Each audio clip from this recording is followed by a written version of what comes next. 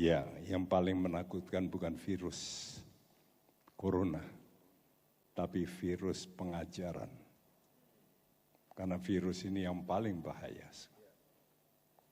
Tadi saya katakan 2 Petrus 2, Tuhan memperingatkan secara khusus, perhatikan pada akhir zaman akan datang banyak guru palsu. Dan guru ini bukan termasuk guru di dalam gereja, tapi guru di luar gereja. Lihat guru-guru di luar gereja, pengikutnya bukan main, luar biasa.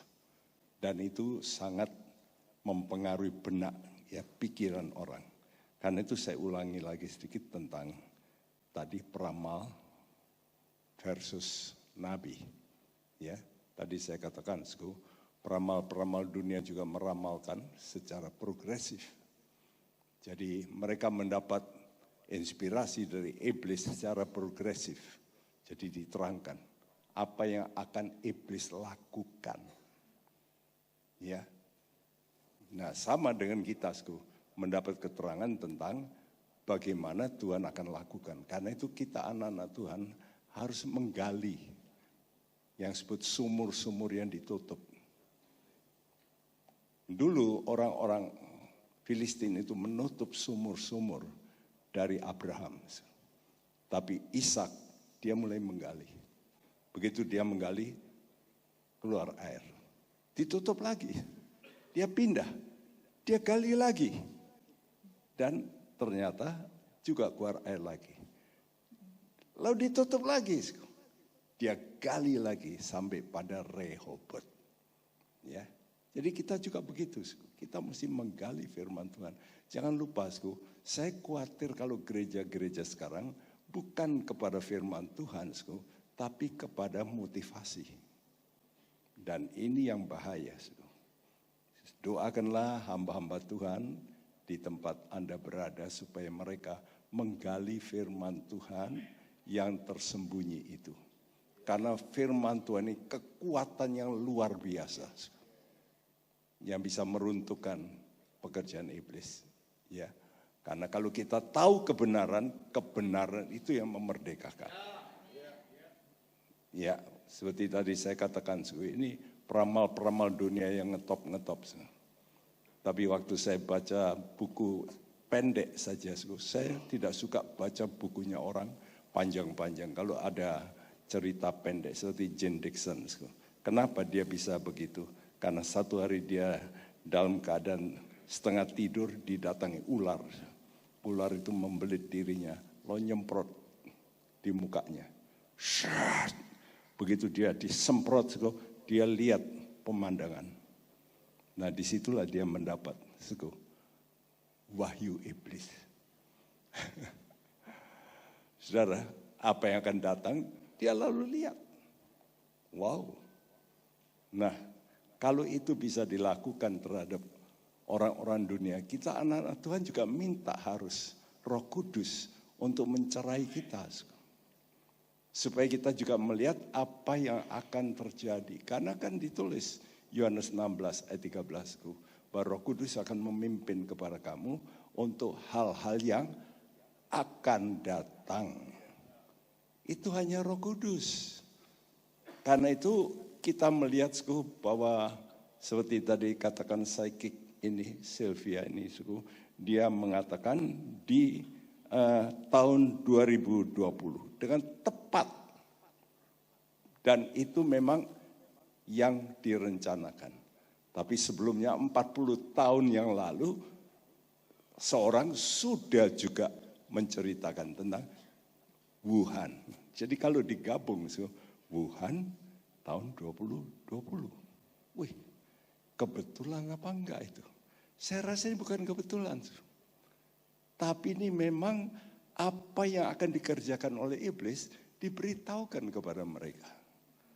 Jadi mereka mendapat iluminasi ya dari roh-roh jahat ini.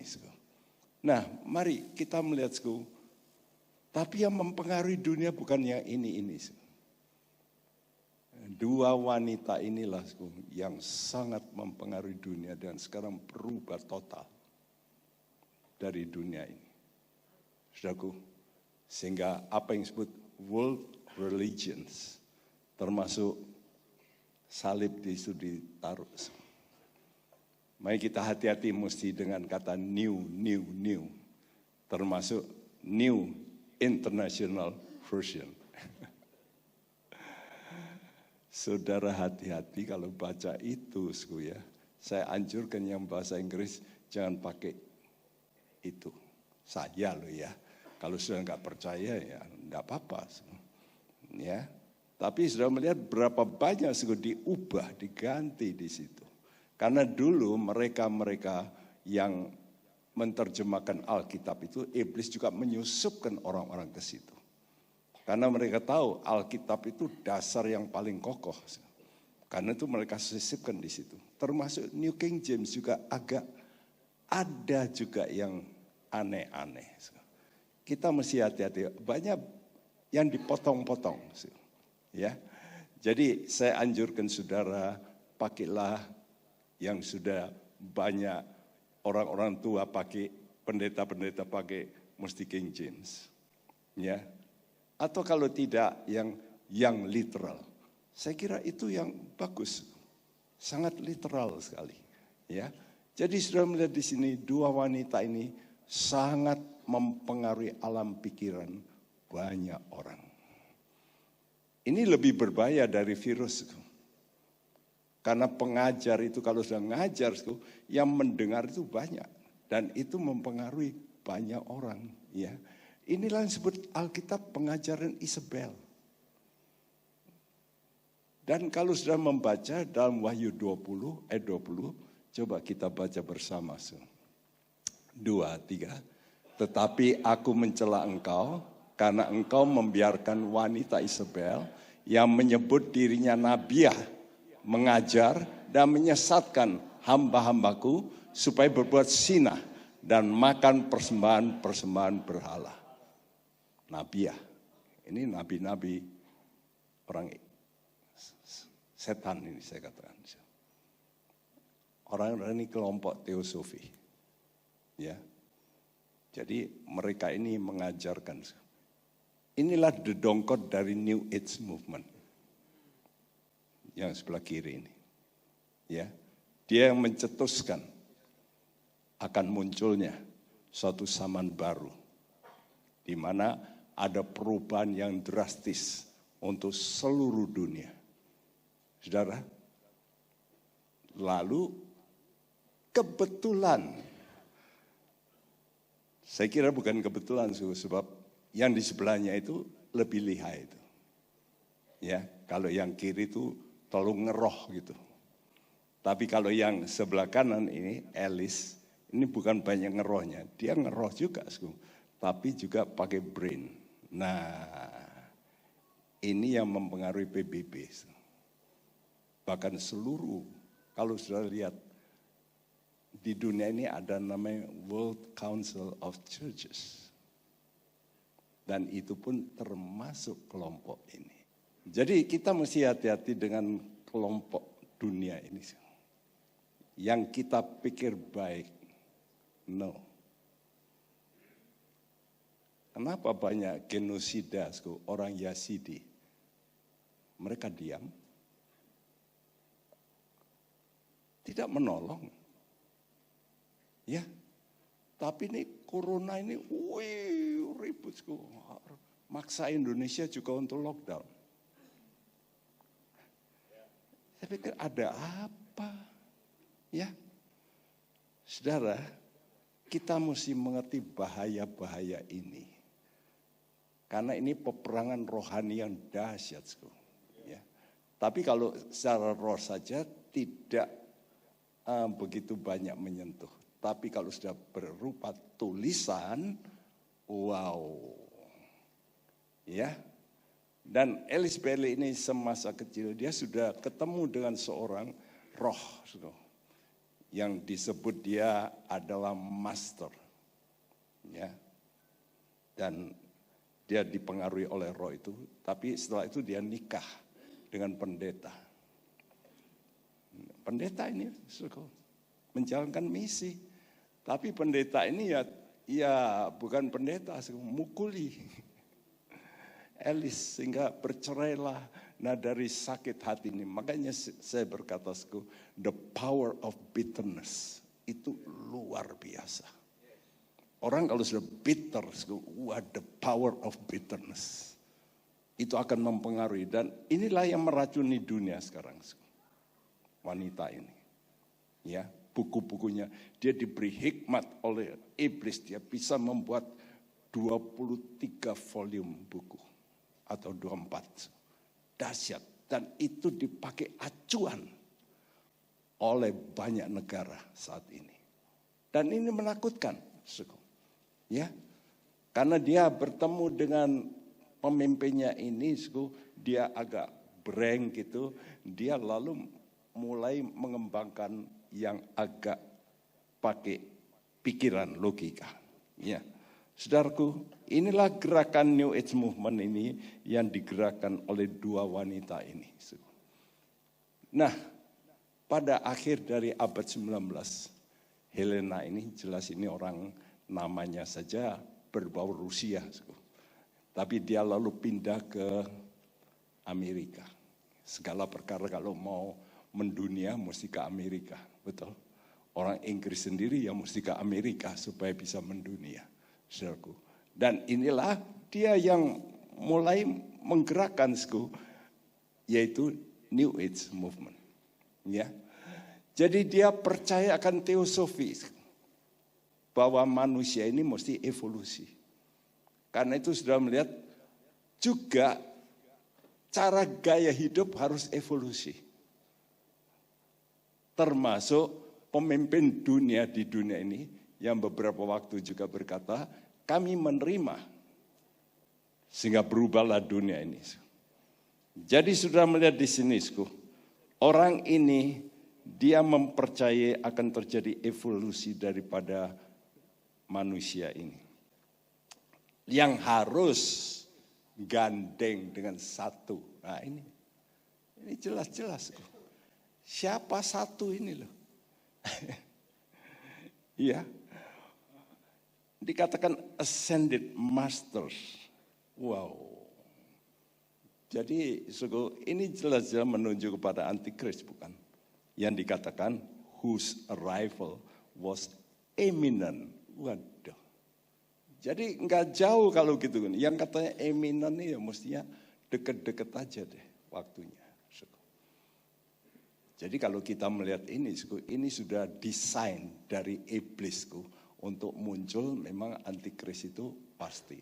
Alkitab sudah nulis, dalam kitab Wahyu 16 ada 3 roh menyerupai katak, ya. 3 roh. Ini seperti Tritunggal, bukan? Iblis, antikris, nabi palsu. Jadi trio 3 ini akan bekerja. Dan nanti iblis itu dalam peperangan, dalam Wahyu 12 akan diturunkan Tuhan ke bumi. Di tengah-tengah 7 tahun itu. Dia diturunkan ke bumi. Nah, oleh karena diturunkan ke bumi oleh Mikael, maka apa yang terjadi? Alkitab mengatakan, Wahyu 13, bahwa iblis menyerahkan otoritasnya kepada siapa? Antikris. Otoritas terus. Jadi tahtanya dia turun. Dia minta antikris yang menggantikan. Why? Kenapa, Waktu saya baca itu, ya Tuhan kasih pengertian, semua yang namanya roh itu bekerja persis gelombang. Sama. Karena itu kalau kita bicara roh Tuhan, itu gelombang. Makanya kadang-kadang kalau saudara berdoa, dipenuhi urapan gelombang, orang bisa rebah. Why? Karena gelombang, ada sesuatu. Dar. Sehingga terkenal nama slain in the spirit. Ya. Nah itu kalau orang-orang di luar karismatik, wah ini apa, ini kesurupan. Tapi itu fakta. Ya. Kuasa Tuhan yang bekerja. Nah, kita mesti mengerti, kalau iblis itu diturunkan, dia marah. Kenapa? Karena semua yang saudara pakai sekarang di dunia ini harus ada di atas. Coba, you punya handphone, itu gandeng kepada siapa? Hah? Satelit. Semua negara pasang satelit. Untuk apa? Untuk nembak. Dari atas, bukan? Supaya bisa kena. Sekarang kalau iblis ini roh, dia mau memimpin roh-roh jahat yang lain. Kalau dia sudah diturunkan oleh Mikael, dia nggak bisa. Nah sekarang yang bisa ini siapa? Manusia. Pakai apa? Internet. So, siapa yang bisa ngatur bumi ini? Antikris. Nanti loh ya. Sekarang masih iblis kok. Nanti sudah bacalah, Wahyu 12 itu jelas. Nanti ada peperangan di sorga, Mikael itu akan memerangi Lucifer, dan dia akan diturunkan ke bumi. Dan saat itulah dia harus turun tahta. Dia bilang, saya nggak bisa menjangkau roh-roh yang lain. Kamu saja antikris. Wahyu 13 berkata bahwa naga itu menyerahkan tahtanya. Dulu saya waktu mulai menerangkan wahyu, saya enggak memperhatikan kata itu. Bahwa setan itu akan menyerahkan tahtanya kepada antikris. Wow. Jadi betul-betul ini betul-betul man of sin. Makanya Alkitab mengatakan man of sin. Kalau malaikat jatuh itu berdosa. Tapi dia nggak punya tubuh. Betul? Kalau antikris punya tubuh. Dia punya roh, punya jiwa, punya tubuh. Dahsyat. Dan ini akan menguasai dunia. Dan inilah yang diprediksi oleh Helena ini. Wow. Saudara, dia sudah diberitahu oleh iblis. Itulah sebabnya muncul yang dia katakan New Age. New Age movement ini atau gerakan zaman baru. Sistem agama yang baru. Sistem ya, bukan agama, sistem. Kenapa? Karena tidak ada yang disembah. Yang disembah siapa? Ya dirinya. I am God. Ini kan pernyataan-pernyataan dari Winfrey Oprah segala macam. I am God. Ya, we are Christ. Ya. Jadi ini yang ditulis Alkitab, wanita pelacur itu. Wahyu 17, nanti sudah baca, wanita ini menunggangi ini binatang ini yang berkepala 7. Siapa itu? Itu antikris. Jadi sistem gereja menunggangi antikris. Sama toh sekarang kan kalau orang mau berpolitik sekarang bagaimana supaya cepat ya pakai agama. Agama nunggangi politik, politik nunggangi politik naik. Ya, saudaraku. Jadi ini Alkitab menuliskan bahwa kalau setelah rapture buah sulung, maka pelacur ini akan membunuh banyak orang Kristen. Wahyu 17 ayat 6a. Sama-sama kita baca 2-3. Dan perempuan mabuk darah siapa? Orang-orang kudus dan darah saksi-saksi Yesus. Jadi nanti yang akan membunuh dulu bukan antikris, tapi wanita ini. Jadi siap-siaplah, kita akan menghadapi kelompok ini yang sekarang lagi gencar paling memusuhi orang saat ini. Di mana-mana, di Amerika, restoran-restoran diserbu sama mereka dan mereka duduk di situ, mereka bercium-ciuman di situ. Orang Kristen mau masuk, tidak jadi. Bangkrut.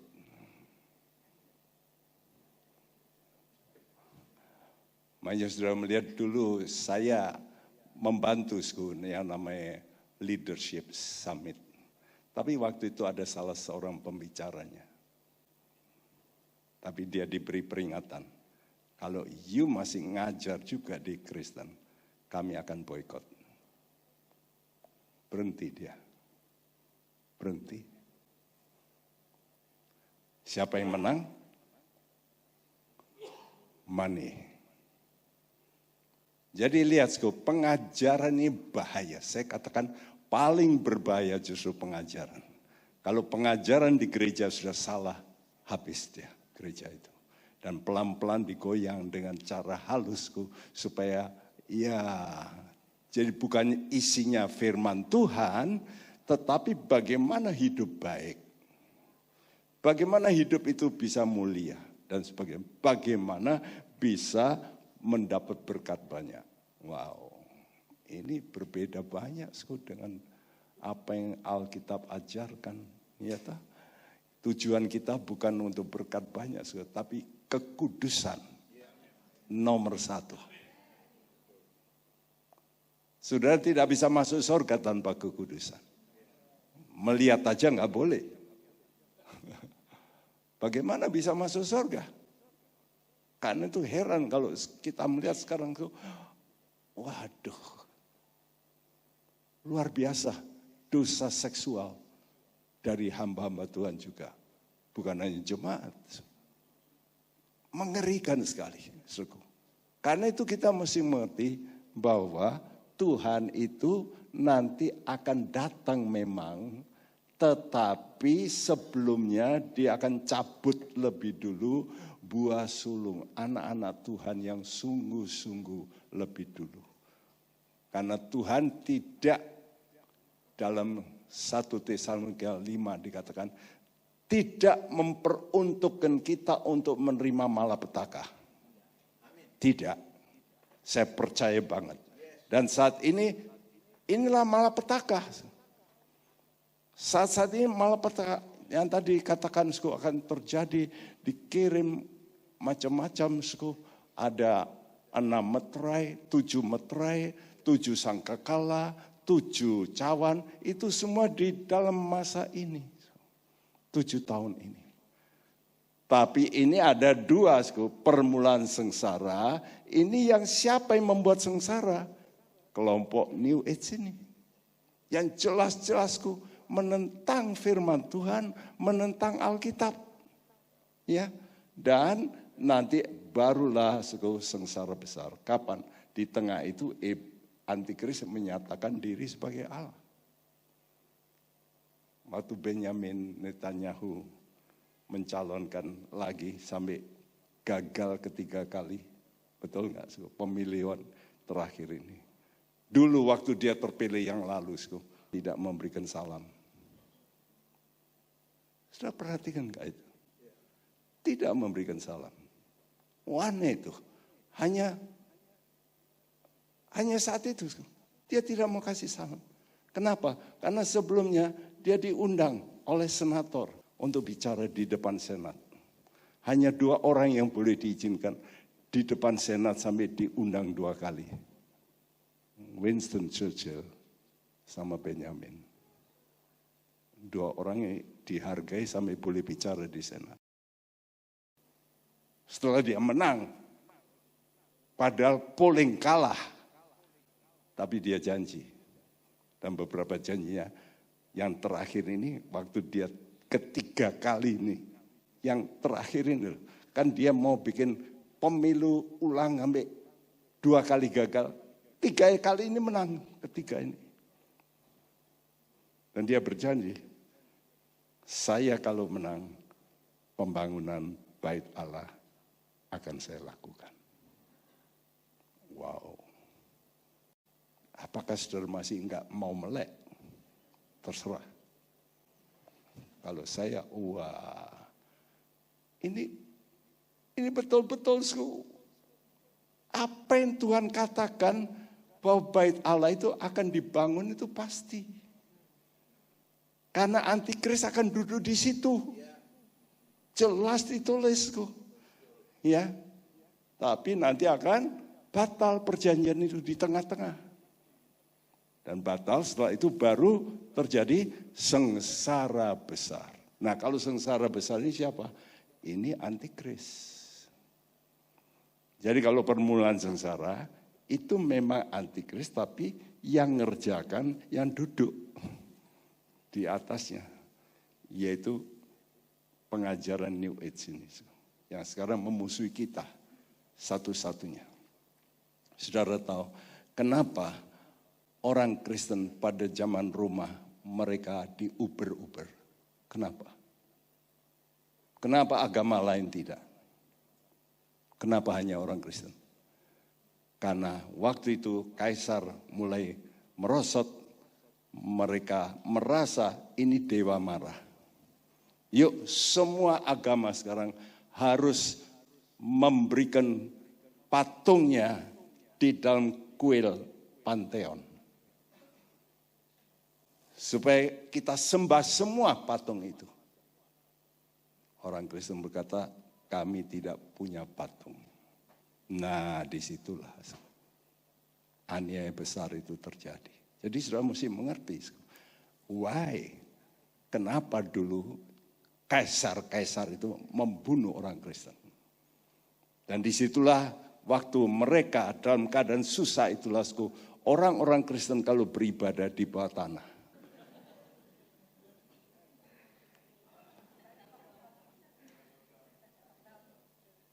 Itu luar biasa, 1.800 kilometer itu di dalam itu. Lubang di bawah tanah itu. Orang-orang Kristen menguburkan di situ. Dan mereka ibadah di bawah tanah. Selama aniaya besar, mereka sembahyang di bawah tanah. Kalau kita sekarang menghadapi hal-hal itu, waduh. Ya. Ini satu kenyataan bagaimana orang Kristen dulu, mereka berjuang luar biasa.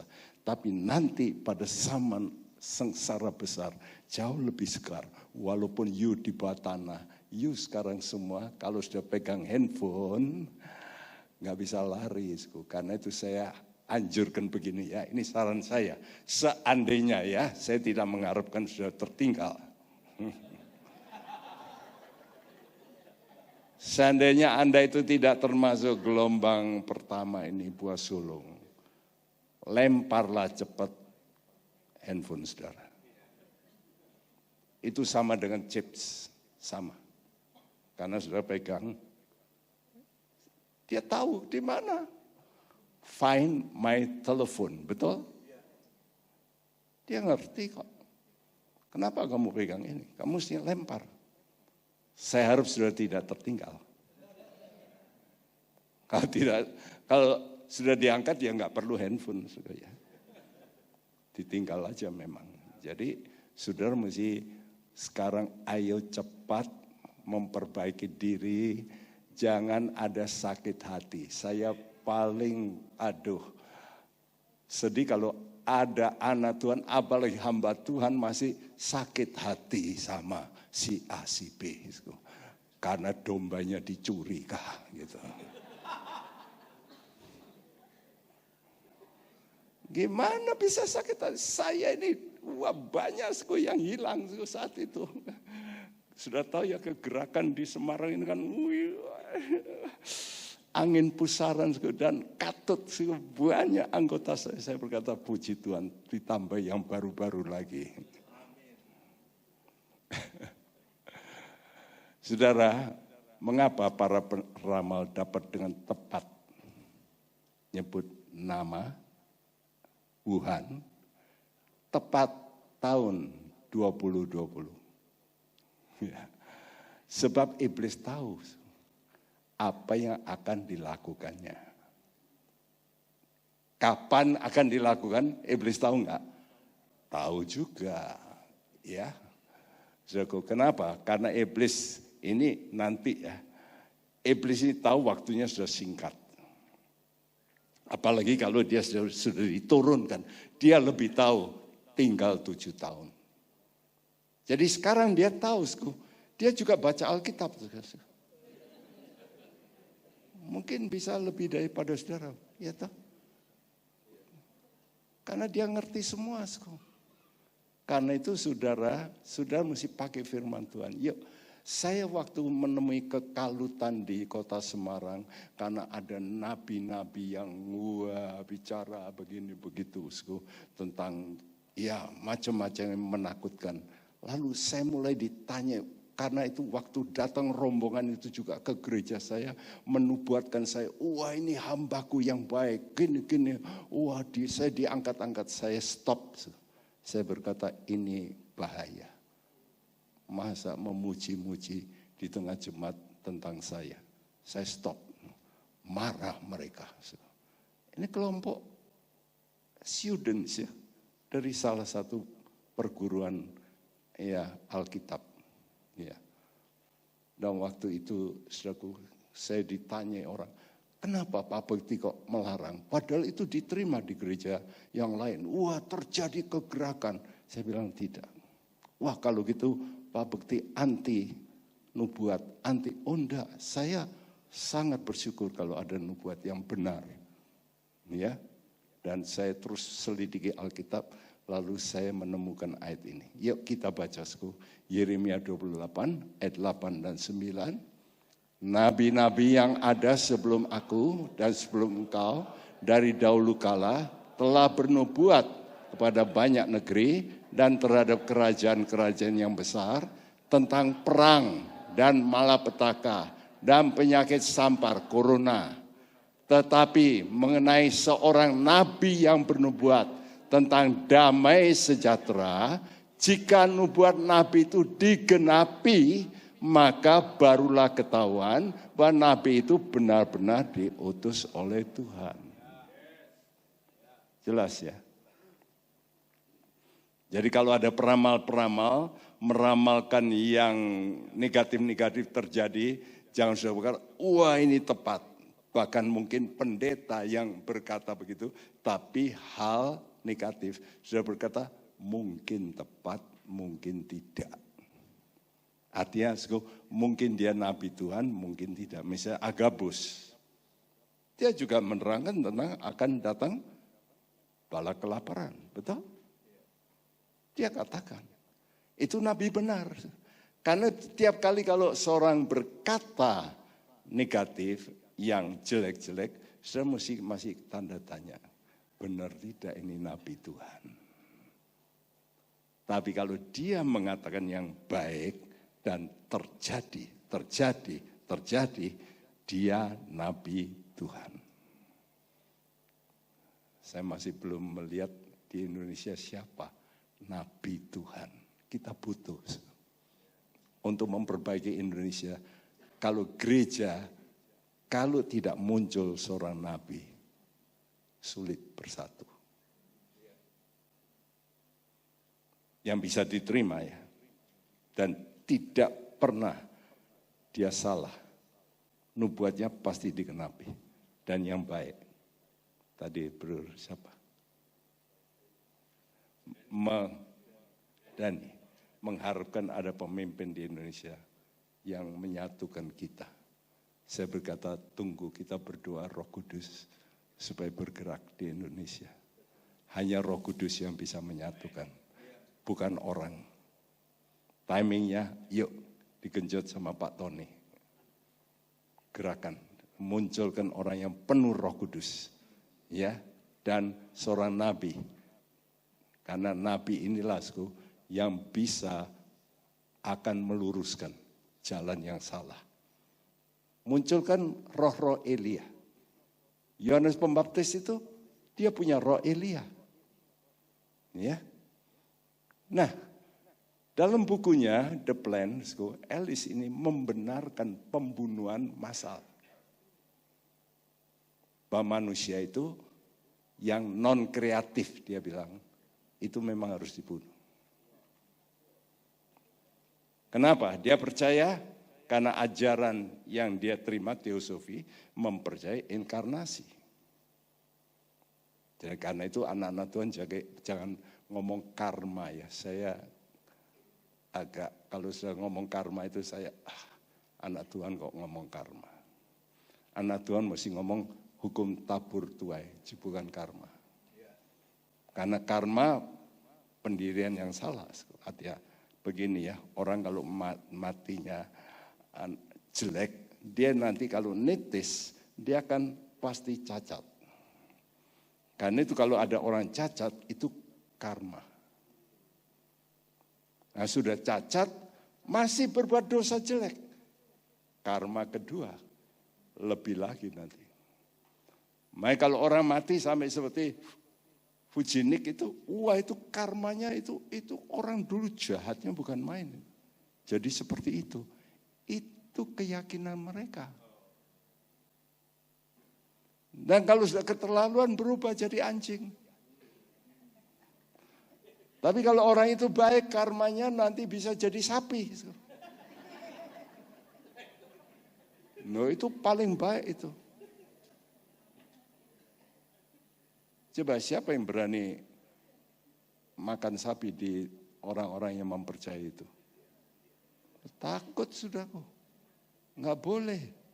Ya, saudaraku. Karena itu kelompok teosof ini mempercayai itu. Bahwa orang ini kalau dibunuh itu bukan masalah karena dia nanti inkarnasi. Dan waktu dia berinkarnasi, marilah kita didik. Supaya dari kecil persepsinya kita samakan. Dan dengan demikian terjadilah world order yang baru, yang sama persepsinya. Dan mereka memakai apa? Memakai ayat Alkitab kelompok ini. Ini loh Alkitab sudah nulis. 1/4 harus dibunuh. Pakai apa? Alkitab. Wah saya baca ini pembenaran iblis terhadap cara-cara yang jahat. Mereka anggap itu benar karena seperti itulah Alkitab mengatakan. Wah. Ini kalau orang baca, makanya seperti Project Bluebeam ini semua mereka yang bikin, saudara.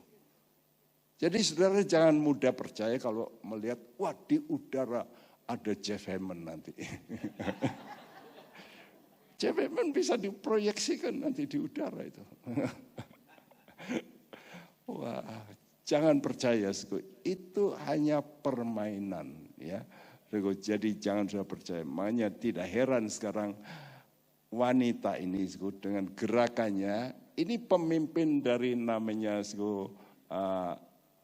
Lucas Trust, Lucifer Entrepreneur. Yang sekarang gedungnya berdiri di Amerika. Ada di atasnya 666. Anda boleh lihatlah ke Amerika, ada itu gedungnya 666. Dan dari situ banyak didengungkan suara-suara yang aneh-aneh. Dulu ya, 2 tahun lalu kita terima suara di udara. Wah, sangkakala Allah berbunyi. Bukan itu Illuminati yang berbunyi. Bukan sangkakala Tuhan. Sangkakala Tuhan, orang mati bangkit. Enggak ada ngung-ngung itu. Jadi saudara hati-hati dengan apa yang ada di medsos sekarang. Itu pikiranmu bisa, waduh. Kenapa? Kalau melihat Tuhan di situ, oh gitu toh, oh gitu. Tapi kan Tuhan belum datang. Nanti kalau Tuhan datang sungguhan, oh gitu toh. Itu yang akan dibuat oleh mereka. Waktu saya baca ini mengerikan. Karena si Alice ini membuat juga 10 hukum. Sama seperti 10 hukum Allah. Dan hukum yang pertama dia berkata, keluarkan Allah dari doa. Dari sistem edukasi. Keluarkan. Siapa yang menurut saya itu? John F. Kennedy. Karena saat itu pemerintahnya bukan John ya sebetulnya. Menteri kehakimannya. Saat itu perempuan mengeluarkan ini. Tidak boleh lagi diadakan pembacaan Alkitab di sekolah saat itu. Pengaruh siapa? Orang ini. Saudaraku, kurangi otoritas orang tua terhadap anak-anak. Dan ini diajarkan oleh seorang psikolog terkenal pendidik anak, Benjamin Spock. Dan orang ini luar biasa dipercaya oleh dunia saat itu. Wah, ini perubahan drastis, bagus ini. Ya, dan semua mengikut. Orang Eropa semua mengikut sampai sekarang. Saudaraku. Dan ketiga ini yang bahaya. Hancurkan susunan keluarga. Karena itu saya berkata benar itu. Rumah tangga itu paling penting. Hancurkan susunan keluarga Yahudi Kristen. Atau Kristen tradisi. Harus dihancurkan. Dan kalau seks itu bebas, buatlah aborsi itu legal. Dan mudah. Jangan sukar-sukar. Tadi yang mati paling banyak mana? Aborsi. Tapi itu belum didaftar, yang tadi kasihkan Pak Jeff belum didaftar Indonesia itu Pak. Indonesia nggak ada data kok. Ya. Apa sedikit di Indonesia? Luar biasa banyak. Cuma nggak ada datanya gitu, jadi nggak masuk. China nggak ada datanya Pak. Tadi berapa Pak? 8 juta ya? Saya kira jauh Pak. Hah? Dalam 10 minggu. Tapi belum termasuk China. Setiap. Tapi saya kira belum termasuk China loh. Karena China tidak pernah kasih data. Mana pernah ada? Makanya saudara-saudara yang suka akan apa ini komestik supaya itu banyak dari China. Anti-aging. Hati-hati saudara yang ingin terus awet muda, nggak ada awet muda itu.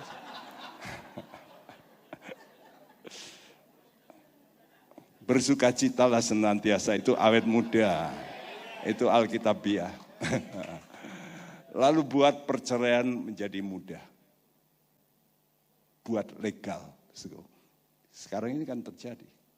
Dan sudah jauhlah konsep pernikahan seumur hidup.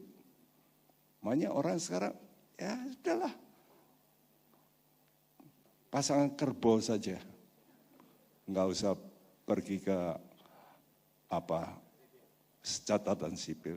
Dan buat homoseksual sebagai alternatif gaya hidup. Wah, saya baca ini tatanan ini yang merusak dan dipercaya. Dan tokoh-tokoh PBB ada di balik itu. Yang celaka itu.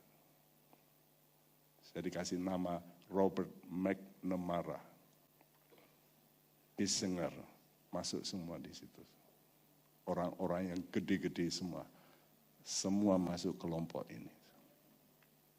Ya, karena dengan ini bisa mengurangi penduduk dunia, bukan? Gak ada anak kok. Kurang penduduknya. Jadi bermacam cara. Ya, dan turunkan derajat seni, buat seni menggila. Dan sekarang sudah lihat seni menggila semua. Ya, gunakan media untuk promosi. Ini sekarang, ini dipakai. Sudah bikin begini ini, siapa yang paling kaya? Ya mereka. Makanya saudara jangan viralkanlah BC, ya broadcast yang, yang hoax itu, yang untung itu mereka. Ngapain kita menguntungkan mereka? Ya, dan 9 ini, makanya di sinilah terjadi namanya oikumene. Orang-orang pemimpin dunia semua berkumpul berdoa bersama, ya. Wah, ini pemimpin dunia. Nah, sekarang gimana? Kita orang Kristen jujur, kalau saudara harus menyatukan doa, bagaimana? Kepada siapa Anda berdoa? Bisa enggak? Bagaimana gelap dan terang bisa bersatu? Gak bisa. Gak bisa. Ya. Dan sekarang mereka tahu cara untuk menggait seluruh dunia, libatkan pemerintah untuk hal ini. Untuk hal-hal ini termasuk LGBT, segala, coba dorong terus. Dan ini sekarang terjadi. Ya, nah, salah satu pendidik modern itulah Benjamin Spock ini. Ya, saudara tahu buku ini dulu larisnya bukan main karena diterjemahkan dalam 50 bahasa. Bukan main, nggak ada buku semacam ini pendidikan anak yang terlaris di dunia. Ungkapannya ini, you know more than you think you do. Kalau sudah dengar ini apa toh? Kuncinya ini apa ini sebetulnya? You know more. No. Waktu iblis menawarkan buah pohon pengetahuan baik dan jahat. Saya dulu mikir, ada pendeta berkata, itulah hukum Taurat. Mirip juga ya hukum Taurat. Tidak boleh ini, tidak boleh itu. Ini benar, ini baik. Saya diajari begitu waktu itu, ada pendeta. Itu pohon pengetahuan itu hukum Taurat.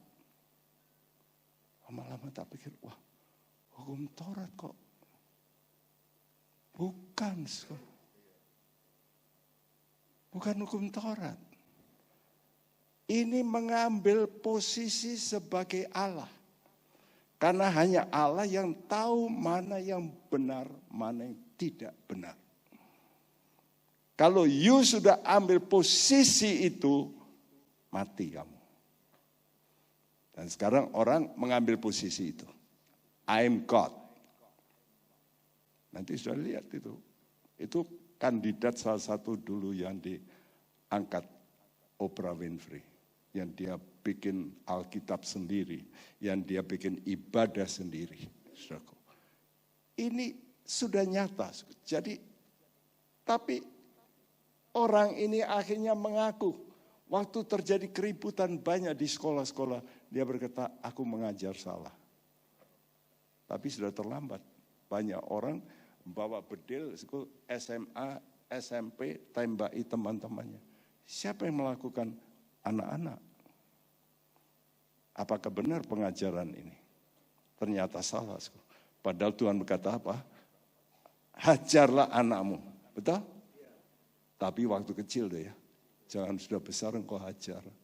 Salah. Ya. Saudaraku. Dan ternyata anaknya sendiri juga bunuh diri orang ini. Gimana dia menjadi pendidik? Anaknya sendiri bunuh diri. Ya. Dan ajarannya jelas berbau New Age Movement. Karena sarannya, percayalah dirimu sendiri. Engkau mengetahui lebih dari apa yang kamu pikirkan. Wah, ini jelas makan buah pengetahuan baik dan jahat. Karena itu dia juga ngomong rutinitas itu baik, tapi baik tidak perlu aturan yang berkata no, jangan dikasih aturan no. Biarkan saja supaya dia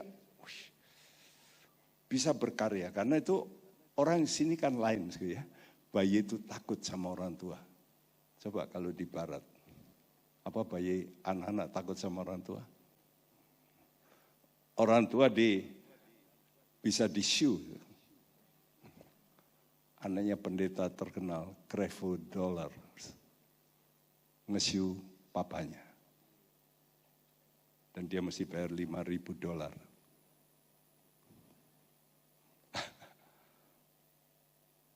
Ini nyata, dalam apa yang diajarkan oleh mereka, berani.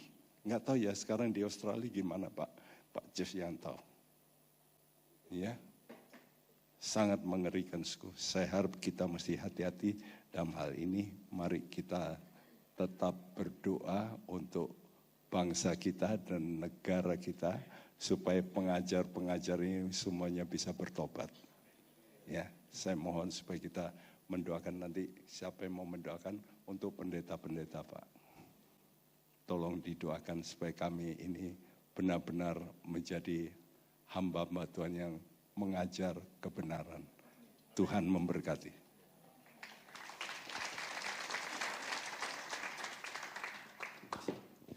Ya, sekarang Pak Jeff boleh sampaikan bagiannya, Pak Jeff.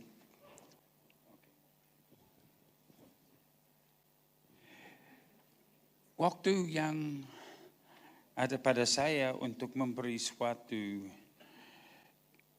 kesimpulan atau pandangan atau perbandingan adalah 15 menit. Tapi yang saya mau jelaskan adalah baik Pak Subekti maupun saya percaya akan ada zaman antikristus, akan ada masa teror yang akan terjadi di atas muka bumi, akan ada masa penghukuman yang luar biasa, dan bahwa kita sama-sama percaya Yesus akan kembali. Kita juga sama-sama percaya di dalam segala hal yang sedang dan akan terjadi, Allah mempunyai rencana yang dahsyat dan akan terjadi suatu kegerakan rohani yang maha besar. Dan kita akan melihat Tuhan Yesus dipermuliakan. Namun Pak Subekti dan saya ada beberapa perbedaan pandangan. 22 tahun yang lalu, kami berdua pimpin suatu seminar bersama dengan Suzette Hatting di Istora. Tiap hari dari pagi sampai malam, Istora penuh padat. Belum pernah, dan sejak itu juga saya juga belum pernah melihat ada seminar yang sepadat itu. Dari sesi ke sesi tidak ada orang berani keluar dari tempat duduknya. Karena ada yang lain yang sudah siap untuk mengambil tempatnya. Jadi dari pagi sampai malam orang-orang duduk di situ. Mereka jaga karena memang di luar juga masih banyak orang yang mau masuk. Memang pada waktu itu karena sudah terjadi krismon, sudah mulai terjadi kerusuhan-kerusuhan di berbagai tempat. Sudah mulai dari dulu dari Situbondo dan Jember dan Surabaya dan sudah menular ke tempat yang lain. Jadi seperti virus. Sekarang kita punya virus yang lain, itu disebut corona. Tapi di dalam pandangan terhadap gereja dan apa yang akan terjadi pada akhir zaman, Pak Subekti dan saya, kami adalah teman dan kawan sekerja. Tapi punya beberapa pandangan yang berbeda. Nah, saya mau katakan ini untuk kita semua. Hal-hal masa depan, kita lebih mungkin salah daripada hal-hal yang terjadi di masa yang lampau. Dan kita berdua mempunyai satu prinsip. Bahwa Yesus memberi Roh Kudus untuk memimpin kita ke dalam segala kebenaran. Bahwa saudara bisa beli 1000 buku tentang eskatologia dan mendapat 1000 pandangan yang berbeda. Kenapa terjadi begitu? Karena ini adalah hal masa depan. Dan karena itu orang mempunyai tafsiran-tafsiran yang kadang-kadang bisa disebut juga dugaan rohani. Saya katakan demikian, ini bukan untuk menghina pandangan yang berbeda-beda. Tetapi seperti di dalam zaman perjanjian lama, kita melihat bahwa ya sampai kepada zaman Yesus, bahkan sampai murid-murid Yesus. Yang Yesus ajarkan kepada mereka memuridkan mereka selama 3 tahun lebih. Tidak ada guru yang lebih baik daripada Yesus. Tetapi pada waktu Yesus disalibkan, mereka bingung. Yesus sudah beritahukan kepada mereka, dia akan disalibkan. Dia sudah beritahukan bahwa setelah 3 hari dia akan bangkit kembali. Tapi pada hari kebangkitan, toh ada 2 murid pulang kampung. Walaupun Maria sudah bercerita, Yesus sudah bangkit. Mereka tidak percaya. Mereka, Maria khayal saja itu. Nah betul. Cuci matamu. Lihat baik-baik itu. Tidak mungkin Yesus. Sudah mati dia. Jadi pandangan mereka terhadap masa depan mereka. Walaupun masa depan yang dekat-dekat sekali. Hanya berhari-hari. Mereka bingung. Thomas, salah satu murid ikut Yesus dan pemuridan Yesus. Wah, apa kita mau katakan Yesus tidak melakukan pemuridan dengan baik? Murid-muridnya semua tidak percaya bahwa dia bangkit. Padahal kita percaya dia guru yang terbaik. Tetapi kita melihat mereka bingung. Sampai Thomas bilang, kecuali aku mencucukkan jariku ke dalam lubangnya, aku tidak mau percaya. Yesus muncul, silakan. Oh Tuhanku dan Allahku. Jadi, saya mau katakan begitu. Pandangan-pandangan eskatologia yang berbeda-beda. Walaupun kesimpulan akhir, bukan kesimpulan di dalam prosesnya mungkin ada sedikit berbeda. Tapi Pak Timotius Subekti berjuang untuk menangkan jiwa-jiwa.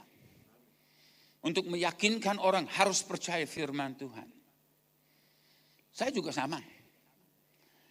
Tapi dalam beberapa hal mengambil pandangan yang sedikit berbeda.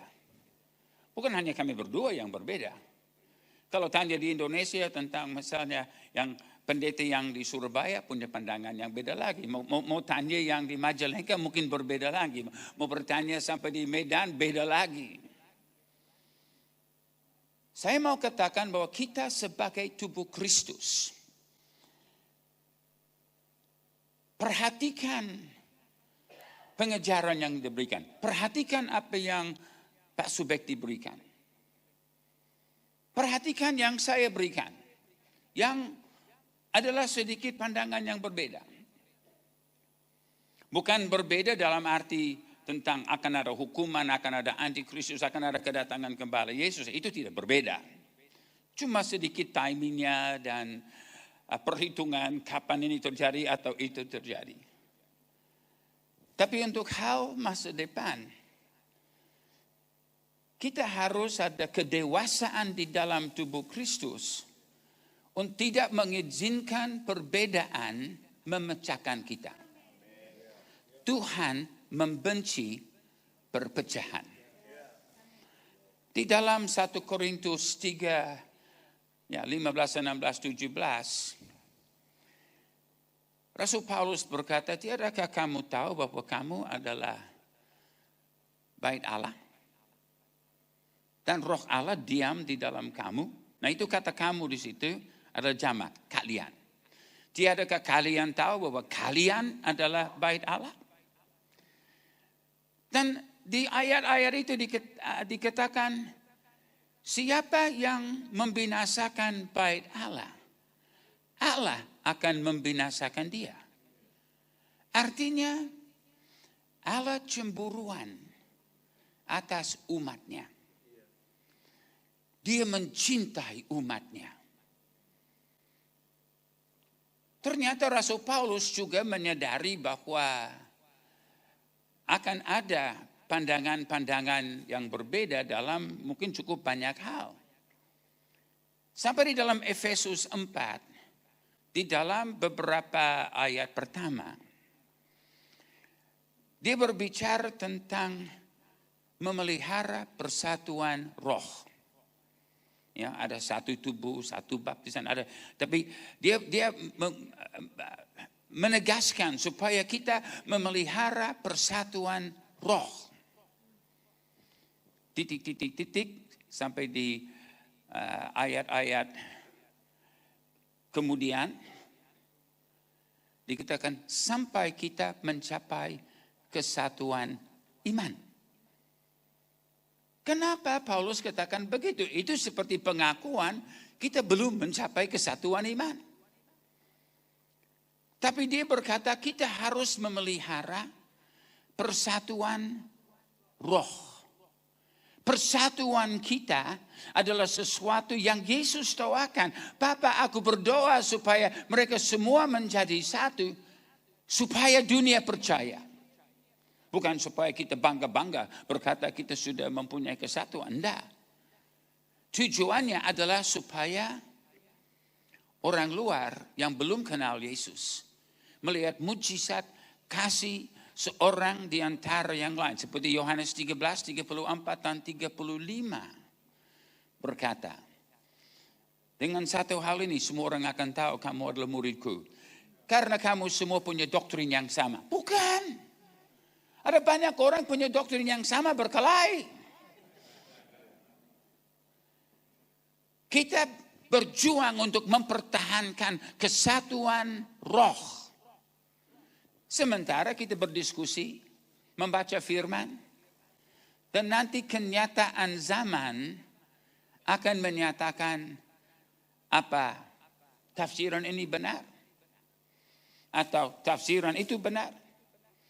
Siapa tahu nanti Pak Subekti ternyata dia terbukti salah. Dan Jeff Hammond juga terbukti salah. Tapi kalau Pak Subekti dan saya yakin kami berdua kalau terbukti salah akan berkata haleluya. Asal ada yang benar dinyatakan lewat firman Allah.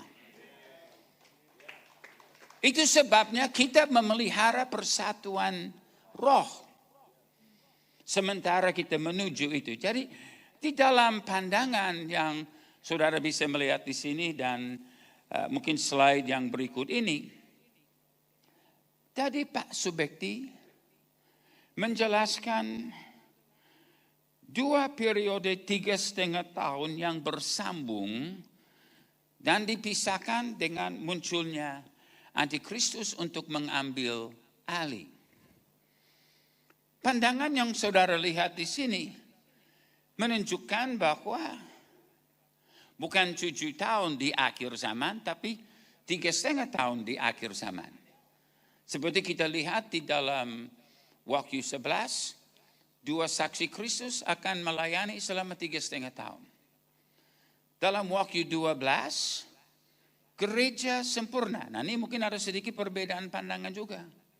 Kalau gereja Katolik perempuan itu adalah Maria.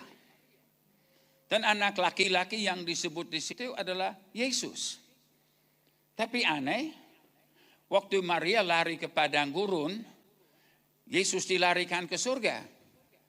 Tapi saya baca di dalam Alkitab waktu Maria bersama Yusuf dan juga Yesus, mereka sama-sama ke Mesir. Bukan satu ke padang gurun dan satu naik ke surga. Memang ini pandangan yang berbeda. Tapi di dalam pandangan yang kedua ini tentang 3,5 tahun pertamanya, Pak Subekti dia menggabungkan kedua-duanya di bagian akhir. Ya paling sedikit kita percaya, dua-dua kita percaya ada 2 periode 3,5 tahun. Cuma yang 3,5 tahun yang pertama jadi ada perbedaan 2000 tahun penempatannya. Nah ini pasti kita mempunyai argumentasi. Tapi itu bukan tujuan saya untuk membuat satu perdebatan. Saya hanya mau menunjukkan saudara akan menemukan pandangan-pandangan yang beda. Di dalam akhir zaman tentang nubuat ini atau nubuat yang lain, saudara akan temukan pandangan yang berbeda. Saya percaya bahwa di akhir zaman, khususnya pada akhir dari zaman penundaan, karena kita melihat pada waktu di dalam nubuatan Daniel, bahwa penggenapan dari nubuatan 70 kali 7 masa ditunda. Pak Subekti juga percaya itu. Hanya dia memindahkan 7 tahun, saya hanya memindahkan 3,5 tahun. Karena saya melihat 3,5 tahun pertama sebagai pelayanan Yesus. Dan 3,5 tahun yang terakhir terjadi di sini. Dan sebelum terjadi di sini, akan terjadi suatu tuaian yang maha besar. Gereja Tuhan akan mencapai kesempurnaannya. Dan gereja Tuhan seperti di dalam Yesaya 66, Sion akan melahirkan seorang anak laki-laki. Dalam Yesaya 66 ayat 6 sampai 8. Tapi anak laki-laki itu bukan satu pribadi. Dikatakan siapa pernah mendengar sesuatu seperti ini? Satu bangsa lahir dalam satu hari. Jadi ada yang berpandangan bahwa anak laki-laki itu adalah penggenapan dari yang di dalam Wahyu 12. Ini merupakan satu tuaian yang maha besar di akhir zaman. Ada yang juga memikirkan mungkin itu adalah bangsa Israel yang bertobat. Sebagai anak yang lahir di luar waktunya. Seperti Paulus katakan pada waktu Israel bertobat. Itu seperti menerima kembali yang mati yang sudah bangkit kembali. Itu satu pandangan. Tujuan di dalam seminar malam ini bukan untuk memperdebatkan beberapa pandangan ini. Tapi karena ada beberapa pandangan, saya mau supaya kita memandangnya secara sehat. Dengan hati yang terbuka, dengan prinsip kita percaya Roh Kudus memimpin kita ke dalam segala kebenaran. Dan itu akan tercapai. Asal kita punya hati terbuka. Asal jangan kita terlalu sombong dan mempertahankan satu pandangan yang kalau memang sudah dibuktikan salah, kita harus tinggalkan. Tetapi karena ini masih adalah peristiwa masa depan, masih ada waktu untuk kita diskusi. Kalau sudah terlewat, terlambat untuk kita.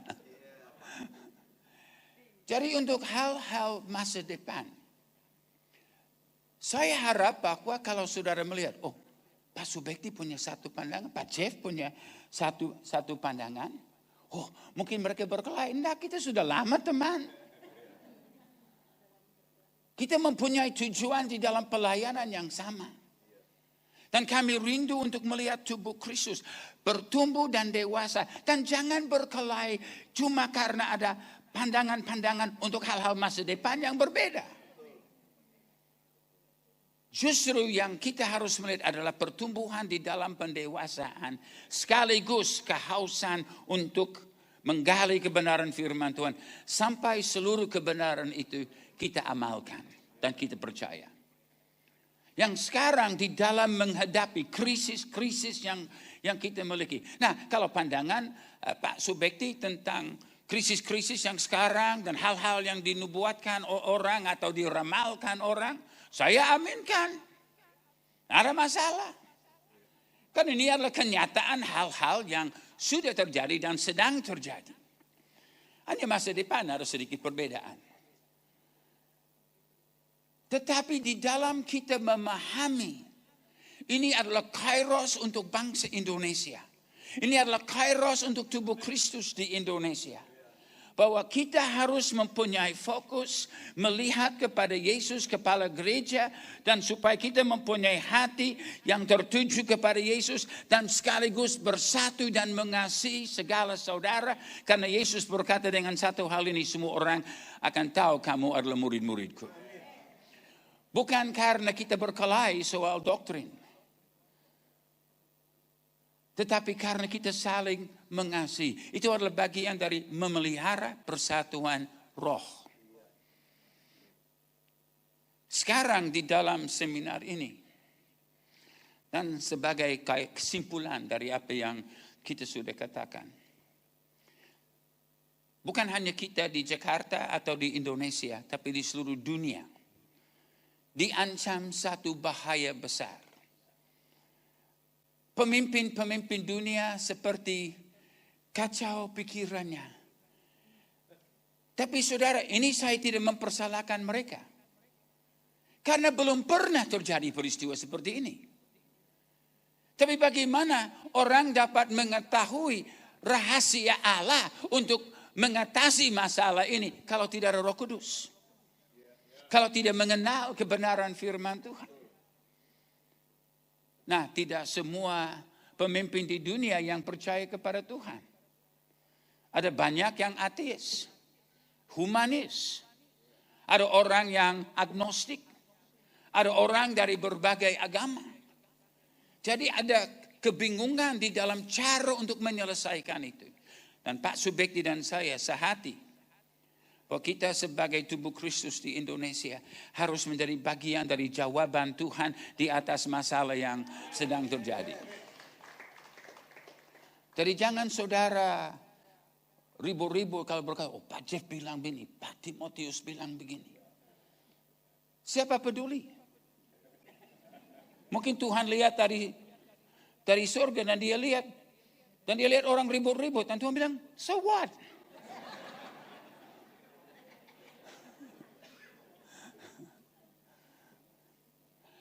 Saya mau supaya saudara-saudara tangkap hati, jiwa, roh, dan kecintaan akan firman Tuhan. Kecintaan akan Tuhan Yesus. Kecintaan akan tubuh Kristus. Kecintaan atas bangsa Indonesia. Supaya kita sebagai peserta di dalam seminar sehari ini. Nanti pulang dengan iman dan semangat dan hati. Untuk lebih bersatu. Untuk lebih belajar firman. Lebih memohon kuasa urapan Roh Kudus dan hikmat dari Allah Bapa. Supaya daripada kita menjadi penambah kepada masalah di Indonesia, kita menjadi penambah kepada solusi di bangsa Indonesia. Jadilah jawaban. Itu adalah yang Tuhan sedang serukan kepada kita. Terima kasih, Tuhan memberkati.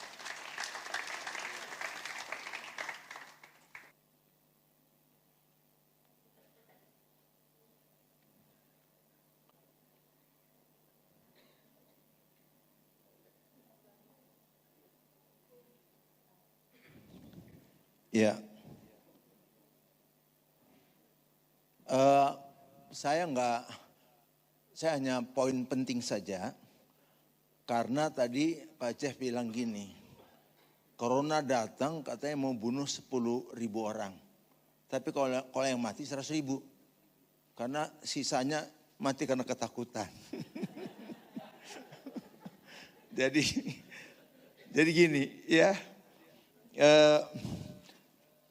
Yang saya ingin sampaikan, karena ini waktu singkat, bahwa kita mesti tahu kita nggak boleh hidup dalam keadaan stres. Takut itu adalah stres, ya. Sebenarnya stres awal, ketegangan awal boleh, karena itu digunakan untuk kita menghadapi situasi. Contohnya begini, ya. Saya tunjukkan, nah ini, ya. Ini adalah satu contoh. Mana dia?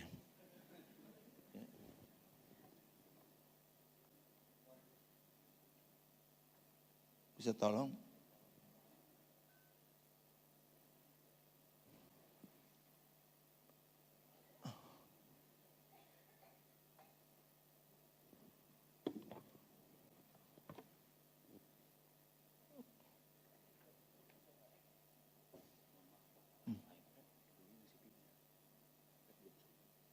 Oh belum bisa. Oh kalau gitu bawa ke situ bisa. Oh jadi gimana? Bawa ini? Bapak mau di mana? Balik di sini. Ini aja. Oh ini aja. Ya ini. Oke. Ya nanti diatur dari situ. Kalau iPad nggak bisa katanya. Jadi waktu kita takut itu adalah alamiah. Karena orang takut kenapa tiba-tiba bisa loncat begitu jauh. Kalau kebakaran itu tiba-tiba orang bisa ngangkat barang segala macam kuat. Kenapa? Memang Tuhan siapkan satu energi tambahan kalau kita takut. Yaitu dikeluarkannya hormon namanya hormon adrenalin. Hormon adrenalin adalah hormon yang membuat dia meningkatkan semangat kita. Satu adalah yang namanya nadi kita akan naik. Tuk, tuk, tuk, tuk, tuk, tuk, gitu. Buat apa? Supaya dia memompa darah lebih banyak. Yang kedua, tensi kita naik. Supaya apa? Supaya kita meningkatkan. Tadi kalau nadi itu frekuensi tinggi, kalau tensi naik mendorong darah lebih banyak ke otot. Dan tambahan ketiga, sumber energi yaitu glukosa dikeluarkan lewat liver. Jadi lengkaplah kekuatan itu untuk loncat, untuk berantem atau untuk lari. Jadi kalau nggak bisa diuber anjing kan nggak usah dilawan kan. Anjing lari gitu. Artinya itu Tuhan ciptakan. Itu adalah alamiah. Yang tidak alamiah adalah kalau kekhawatiran, takut itu jalan terus. Dari adrenalin keluar kortisol. Kortisol itulah yang membuat badan kita mengalami kelemahan. Badan kita mengalami gangguan kesehatan. Badan kita mengalami kelelahan. Saat itulah terjadi yang namanya penyakit hipertensi. Yang tadi hipertensi yang nyebut sementara. Tapi kalau kelamaan, maaf, jadi penyakit. Gula darah yang dipompakan yang tadinya diperlukan untuk berlari. Tapi karena tinggi terus, jadilah diabetes mellitus tipe 2. Jadi di dalam ilmu pengetahuan kalau kita membuka hipertensi disebabkan oleh apa? Di Google 90% idiopatik. Maka itu kalau di UI di bawah penyakit dalam ada sub bagian ginjal dan hipertensi. Karena salah satu penyebab hipertensi ginjal. Tapi 90% dibilang idiopatik. Padahal nanti kalau lihat gambarnya adalah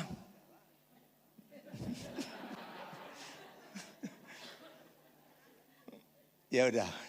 Nah itu yang terjadi sehingga badan kita menjadi sakit. Dan sudah kita tahu begitu banyak yang meninggal karena virus fisiknya lemah. Sementara kalau kita ini hati gembira, yang keluar apa? Endorfin. Yang keluar apa? Dopamin. Yang keluar apa? Serotonin. Itu yang membuat kita panjang umur, sehat dan awet muda. Tapi begitu kita stres terjadi. Ingat saja 5 hal. Marah tidak salah. Tapi marah jadi berbahaya kalau melanggar 3 jangan. Apabila kamu marah berarti gak apa-apa kan? Jangan berbuat dosa. Jangan matahari terbenam sebelum waktunya. Jangan beri kesempatan pada iblis. Yang kedua, itu episode 4 ya, 26-27. Yang kedua, berduka cita boleh. Tapi jangan berduka cita seperti orang-orang yang tidak punya pengharapan. Itu 2 nggak boleh. Ayah. Jadi kalau kita simpatik, sebelah kanan tuh simpatik, yang terjadi apa? Fight kan? Kalau orang mau fight gimana? Matanya kebuka untuk seluas-luasnya, bahaya. Kupingnya, begitu. Terus apa lagi? Tuk, tuk, tuk, tuk, tuk, tuk. Untuk apa? Coba kalau kita tiba-tiba ada ular liwat itu, tuk, tuk, tuk, tuk, gitu. Ya, nggak usah ular, tikus aja lah. Liwat, begitu. Terus apa lagi? Dan hebatnya ini Tuhan atur. Begitu kita lagi tegang, ini yang normal ya, tegang, itu namanya usus berhenti. Namanya mau kencing, berhenti. Dan betul. Makanya itu nggak pernah tentara lagi jaga. Pegang senjata, kenapa? WC dulu. Nggak ada. Dia bisa berjam-jam. Berjam-jam. Kenapa? Karena semua ke otot. Yang namanya usus, yang namanya kencing, ketahan. Itu hebatnya. Nggak pernah, makanya itu kan susah. Polisi itu jaga-jaga ada WC umum. Nggak ada WC umumnya. Dan mereka nggak pakai pampers. Karena itu yang terjadi. Tapi yang menjadi masalah, ya, yang jadi masalah, kalau terus ketegangan, ususnya lama-lama jadi berhenti. Siapa di sini 2 hari sekali BAB, 3 hari sekali BAB, saya hampir pastikan saudara mengalami ketegangan. Ngaku aja. Dan karena semua badan kita ke otot, tahu yang kedua, kulit mulai bermasalah. Usus bermasalah, karena semua darah diambil ke otot. Jadi maka itu jangan marah sampai dendam. Jangan khawatir, jangan berduka cita berkelanjutan. Tapi juga jangan menangis, nggak boleh. Jadi kalau kita berjatuh-jatuh, sebenarnya dia bilang gini, saya orang yang tidak beriman, gitu permalukan dirinya. Atau juga jangan berkelanjutan. Satu ibu nangis, kenapa ibu? Saya sedih, kenapa bu? Anak saya meninggal. Loh, kok ibu datang ke kerjaan, kok nggak pulang? Kapan bu meninggal kok kita nggak tahu? Udah jalan 2 tahun, nggak boleh. Nggak benar kalau begitu. 2. Nah yang ketiga, kalau khawatir itu dosa. Kalau khawatir itu bukan boleh, dosa. Ya, singkat aja, kenapa khawatir? Matius 6 ayat 24, kamu tidak bisa mengabdi kepada 2 Tuhan. Kamu akan membenci yang satu dan mengasihi yang satu. Kamu akan peduli yang satu atau tidak peduli yang satu. Kamu tidak bisa mengabdi kepada Allah dan kepada Mammon. Berarti kalau kita betul-betul mengandalkan Tuhan, kita tidak pernah khawatir. Tapi repotnya orang bilang dia mengasihi Tuhan, tapi dia nggak benci uang. Kalau orang bilang dia mengasihi Tuhan, dia mesti bisa benci uang.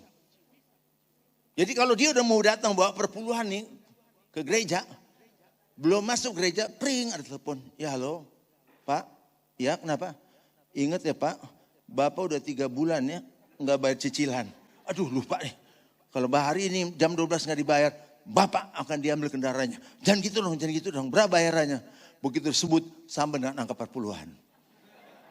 Pilih siapa yang kita kasihi. Ini kayak gitu. Pilih. Atau kita bilang, Tuhan penuh pengertian dan maha kasih. Debt collector nggak tahu diri. Nggak bisa, di situ ketahuan. Ya. Oleh karena itu, mulai hari ini, jangan cari uang. Cari dahulu kerajaan Allah. Jadi kalau anak saudara lulus sekolah, Mah, saya lulus. Oke, kamu kerja.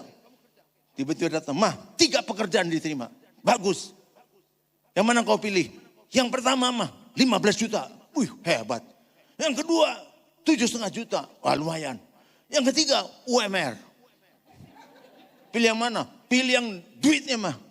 Lalu boleh ke gereja. Itulah, gampang lah diatur. Yang penting kolektor jalan terus. Hati-hati. Boleh orang cari uang tapi gak akan ada penambahan. Orang boleh cari Tuhan tapi penambahan akan terjadi. Masih 2 lagi, dikit lagi.